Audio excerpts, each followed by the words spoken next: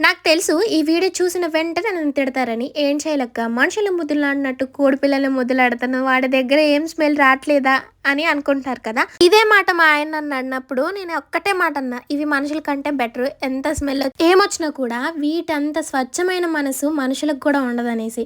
ఆయన ఏదో దెబ్బకి మెదలకుండా ఉన్నారు. ఏం చేయలేక అందని ఒక రేంజ్‌లో ఆడుకుంటున్నావుగా అనుకుంటున్నారా?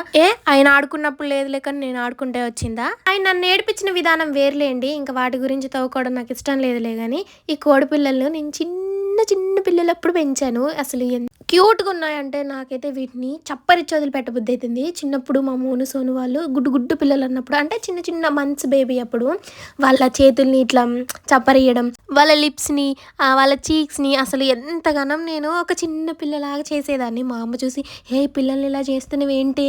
పిల్లలకేదన్నా అయితది" అనేది అసలు అంతలా ముద్దులాడేదాన్ని. ఎందుకో నాకు తనివి తీరేది కాదనమాట. అలాగే ఇప్పుడు ఈ కోడి పిల్లల్ని గూడా సో, ఈ కోడి పిల్లలైతే నేను కోసుకొని తినను, అమ్మను. ఇవి బ్రతికినన్ని రోజులు నాతోనే ఉంటాయి. మా ఇంట్లోనే ఉంటాయి. అబ్బా! నామతి మండ. అసలు నేను విషయం చెప్పకుండానే ఈ కోళ్ళ గురించి, కుక్కల గురించి చెప్తాను. ఇంతకీ ఏంటంటే ఇవాళ మార్నింగ్ కాదులెండి. ఆఫ్టర్‌నూన్ నేను సారపాక సెంటర్‌కెళ్ళాను. కొంచెం పని మీద. అప్పుడు మన ఫ్యామిలీలో ఒక సబ్స్క్రైబర్ అయితే కలిసారు. అసలు ఎంత హ్యాపీగా ఫీల్ అయ్యానంటే రోడ్డు అవతల చూసారంట. యువతలకొచ్చి మీరు యూట్యూబ్ శైలజనే కదా అనేసి అన్నారు. ఒక 2, 3 నిమిషాలైతే మాట్లాడారు. ఇంకా వాళ్ళకి కూడా టైం అయిపోతుందనేసి వెళ్ళిపోయారనమాట. నేను చాలా హ్యాపీగా ఫీల్ అయ్యాను. ఈ వీడియో కనుక మీరు చూస్తే సారీ అండి. ఎక్కువసేపు మీతో టైం స్పెండ్ చేయలేకపోయాను.